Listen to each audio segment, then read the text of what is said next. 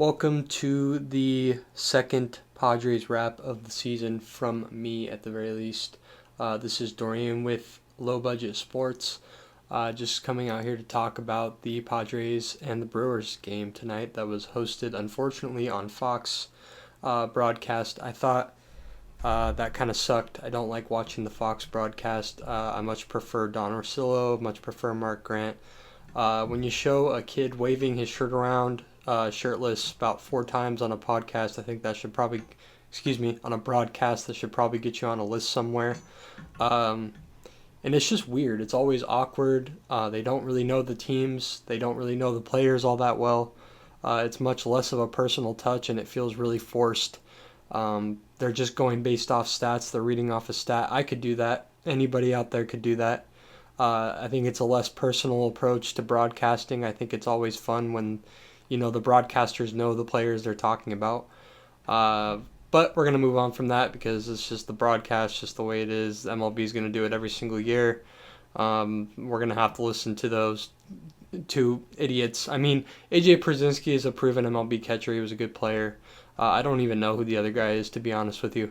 But, it's always a shame when you have to watch a Fox broadcast. It's always weird, always awkward. They interviewed the Brewers coach, Pat Murphy.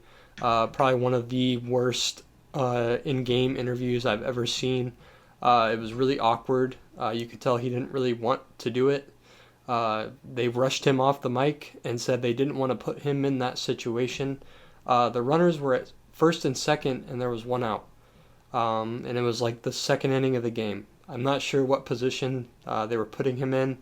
I don't really know what big managerial decision he was supposed to be making in that situation.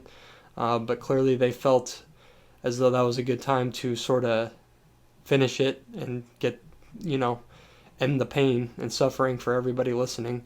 But let's actually get into the actual game.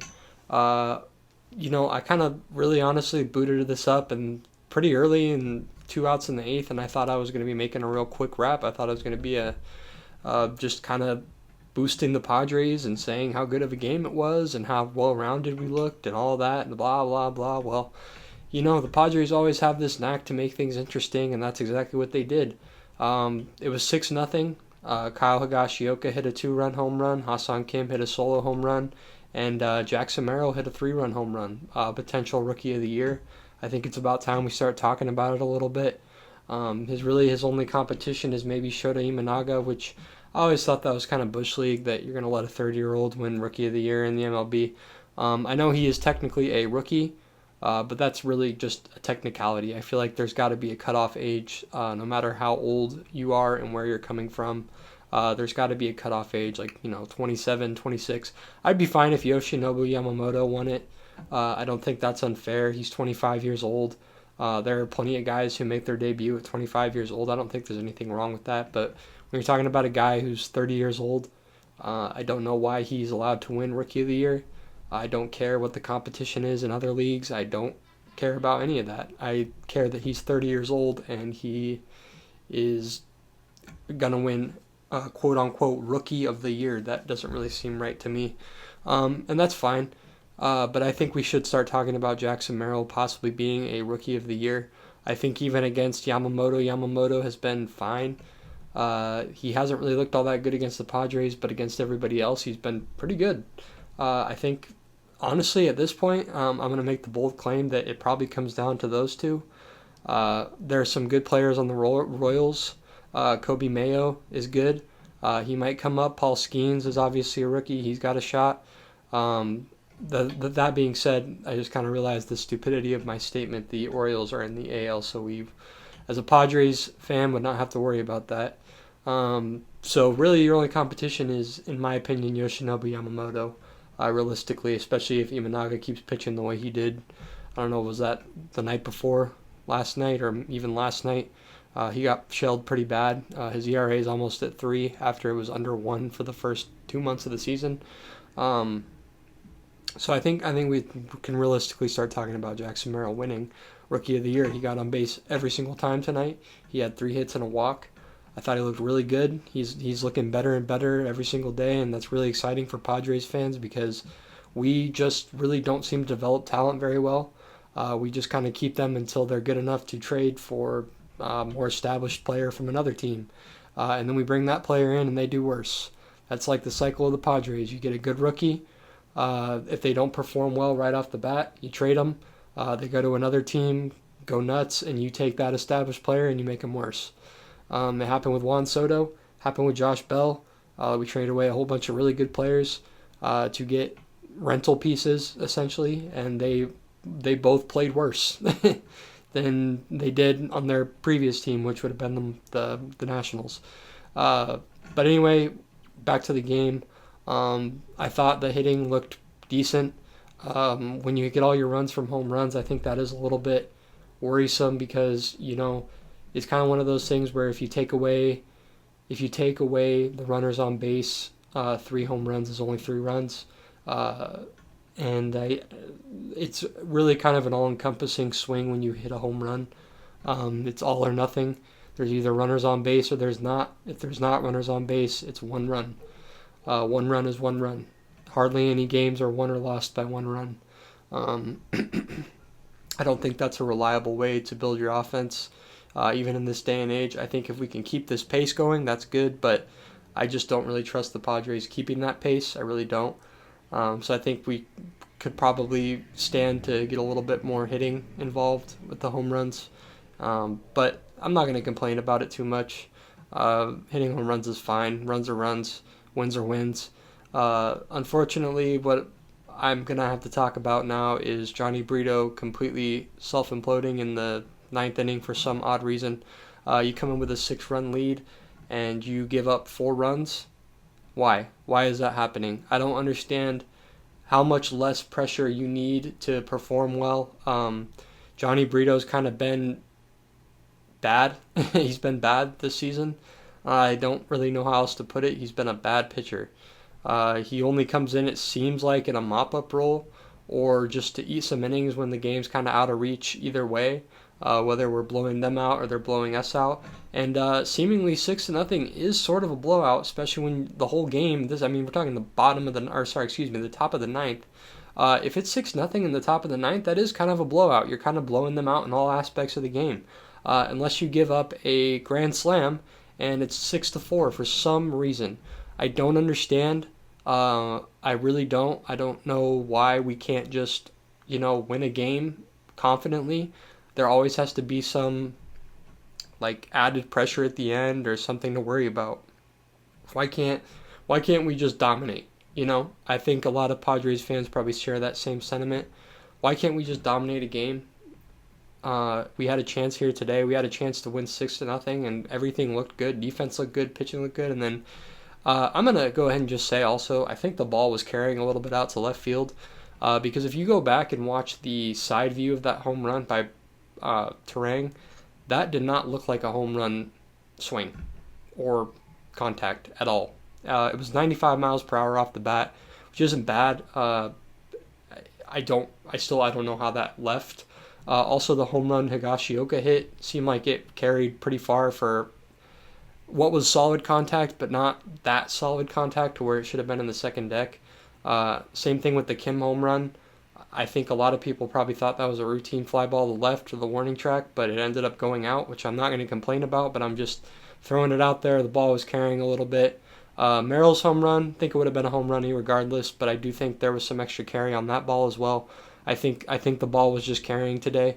I don't know if it was the timing of the day or if it's just the summer season. The ball's carrying a little bit more. Irregardless, like I said, I think the ball was just carrying a lot, so I'm not going to excuse Johnny Brito pitching like ass. He's done it all season, whether the wind is blowing or not, whether the ball's carrying, whether the ball's dead. He's pretty much pitched like shit all season.